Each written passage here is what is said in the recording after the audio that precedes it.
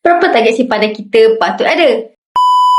Bila dah mula simpan emas, sebenarnya berapa target gram emas yang kita perlu capai? Soalan ini paling kerap saya dapat. Yelah, bila kita dah bermula simpan emas, mestilah kita nak letakkan target kan? Bagi setiap individu yang baru bermula, target untuk ada capai 250 gram emas yang pertama. Bagi yang sudah berkeluarga pula, target 1 kilo satu family. Simpanan sebanyak 250 gram dan 1 kilo ini tidaklah terlalu banyak dan tidak juga terlalu kecil. Jika tuan puan dah pun memiliki 250 gram ini 6 tahun yang lalu, sejak 2018, harga waktu itu cuma sekitar RM169 saja.